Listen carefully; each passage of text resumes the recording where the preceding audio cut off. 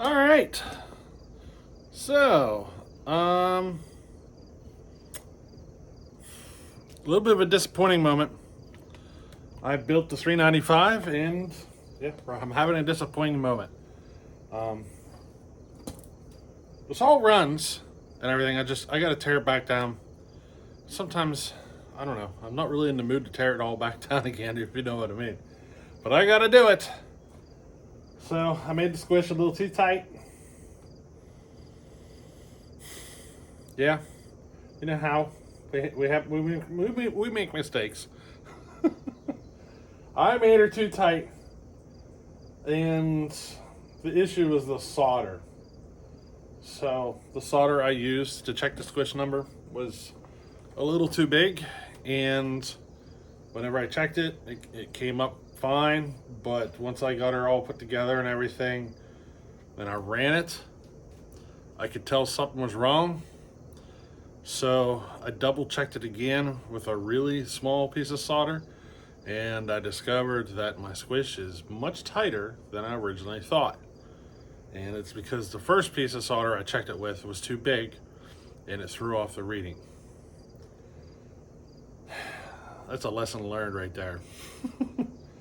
I don't know why, I got rid of the whole air filter setup. This is the air filter they come with. I got rid of it all. The top cover's gone. It's off. I wasn't going to do that, but I had the parts literally sitting on the bench right in front of me while I'm putting it together. And I said, I don't know. I was like, screw it. I'm putting it on. I mean, it's literally just a matter of bolting it on and making a little modification to the top cover, and she's on. You know what I mean? So I did it. And I don't know. I might second guess that decision later too. So she's got a big old fat air filter sticking up in the air. Let me show you.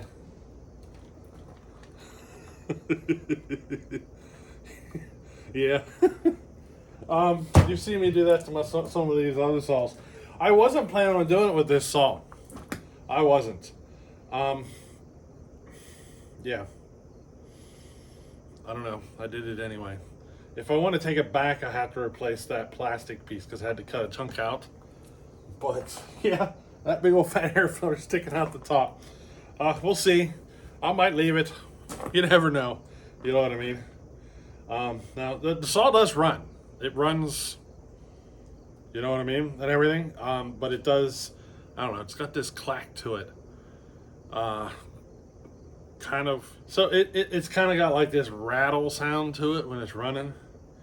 And the first thing I checked was the squish, just to see if it might be too tight, and it's definitely too tight. But I don't know if that's the source of it. Time will tell. I'm going to go ahead and make that adjustment to the squish though, just because I know it's tighter than I want it to. So she's sitting at about 18 thousandths right now, and I wanted 28 thousandths. Yeah. So what I got to do is I got to pull the top off of it and cut a little tiny bit more out of the squish band to get it, the squish where I want it. But she is sitting at 18, and I will. In fact, I got a short clip of the saw actually running. I was sitting here on the picnic table. I was basically doing like the first little, first little run. You know what I mean? And I took a little clip. So I will show you that clip right now. But if you pay attention, you're going to hear that like rattle to it. And I don't know. We're going to find out though. We're going to find out if it's because my squish is too tight. So check it out.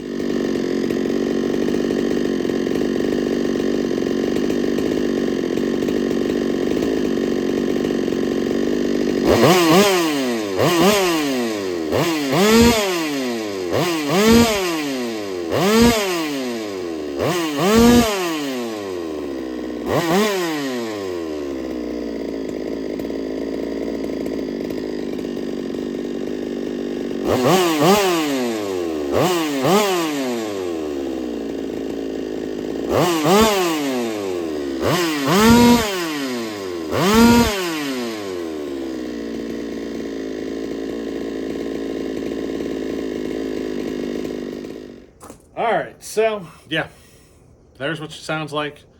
I don't think this saw is going to 4-stroke on a free rev. I have made some modifications to this saw to try to get a little more out of it. And those modifications I have found I've done this, 3 other times on 3 other saws.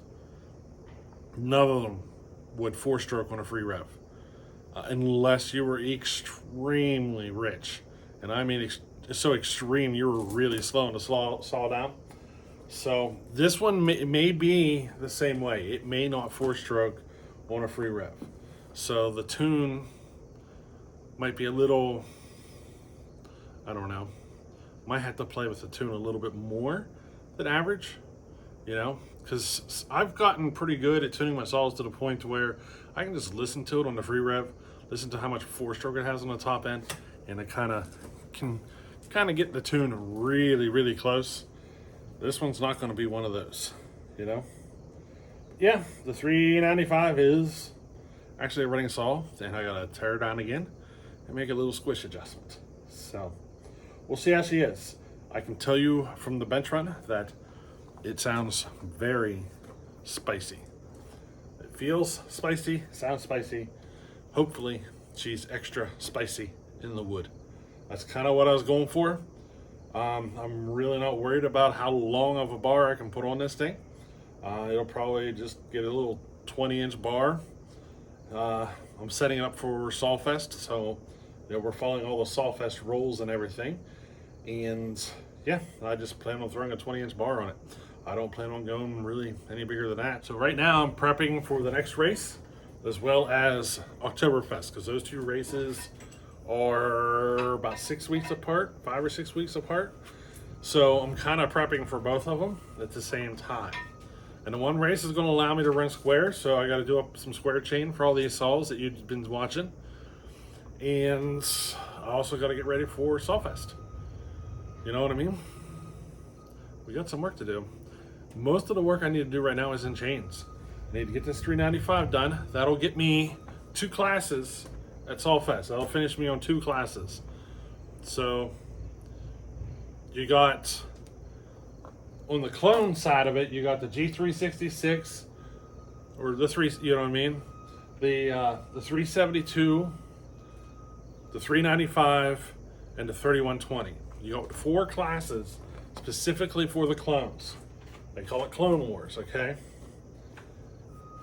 I've got all those saws acquired. It's just a matter of getting them all built. And if they're not built, I don't care if it's a factory saw, I'll still run that class. You know what I mean? It's a chance to at least get some practice to better myself at the actual racing. You know what I mean? A lot of this is, if I'm just running a slow saw or whatever, I'm just doing it for the practice. And then in the regular classes, you got your 3, 4, 5, and 6 cube. The 395 will also work in the 6 cube class on the regular firewood classes. And it's built to work in both the clone and the 6 cube classes. So that's kind of what I'm doing here. It's going to be a dual purpose, as well as like my 372, the hopper belt. I feel like I'd be a fool not to take it. I mean, we just took first with it. I feel like I'd be a fool, so we'll run that in both the 372 and the 5 cube classes. So the 372 clone and the 5 cube classes. We've got 2 saws. We're going to run 4 classes at Sawfest. We're going to have the 3120. That's going to be a class all itself. The 366 is a class all itself. So those 2 clones are going to be specific to those classes. But those are more of like an unlimited style build. Regular firewood classes, we got to bring a 3 cube and a 4 cube yet. So the 4 cube, I consider it done, that pull-in, unless I get my hands on a 365 special kind of project. I may build one. I want to build one. I don't know. I may take one on for somebody. I just want to build it, Whether or not it's mine, I don't know if I'm going to be that particular, but I am going to be particular who I build it for if I do build it for somebody. You know what I mean? I want it to be a situation where I'm going to occasionally get to run the saw. You know what I mean? get to watch it at the races, you know. So I will be particular if I take that path of building one for somebody. We'll see how that progresses though. I'll probably end up building one for myself eventually anyway, but I do want to build one. It's the 3 cube though. I feel like I'm going to start over from scratch and go with the 346 style. So once this one's done, I feel like I want to get into that Johnson Red right after this, I think. So we're just starting the weekend right now. I'm going to work at finishing up this 395. If you didn't notice, the oil pump is missing. That should be here early in the week. I ordered an OEM used one. So hopefully it's good. We're going to stick that on here, and that should solve our oil pump issues. I can run it right now. I can run it all weekend. But I can't cut with it until that stuff's taken care of. So probably next week or next weekend until I actually get to make the cuts. I gotta wait for that oil pump setup. You know, I've been rambling for a while here, and I didn't get into half the subjects I was going to get into. I was going to get into square chain stuff. I was going to get into making some square chain and doing stuff, and here I ended up rambling on about this. So hey, we're prepping for the races. So we're getting ready for 2 races. One September 5th, and the other one is Sawfest. It's like the 13th or something. Is it a Friday the 13th? Is it? Am I thinking correctly? I don't know. It's somewhere around that period. I wonder if it's a Friday the 13th. The 13th is going into my head. It might be like the 11th or 12th or something though. It's probably the 11th or 12th, but it's that weekend in October is Sawfest.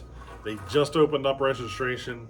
I'm already set my email in. I'm registered. So, yeah, we're good.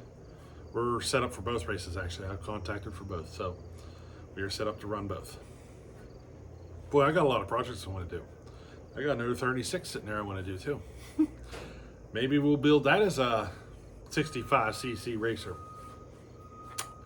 You know what I mean? We got one. Maybe we can go a little spicier with another one. Kind of curious what I can get out of another 36. I might do that.